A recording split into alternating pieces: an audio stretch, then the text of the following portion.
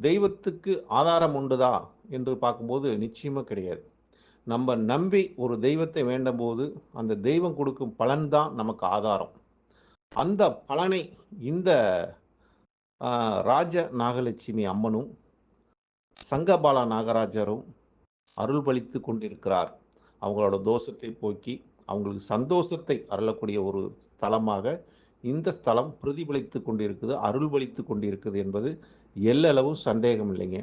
ஏன்னா, இந்த கோயில் இப்ப 24வது ஆண்டு விழா, வளைகாப்பு ஆண்டு விழா ஆ கொண்டாடிட்டு இருக்கிறோம் இந்த வருஷம் 2024ல.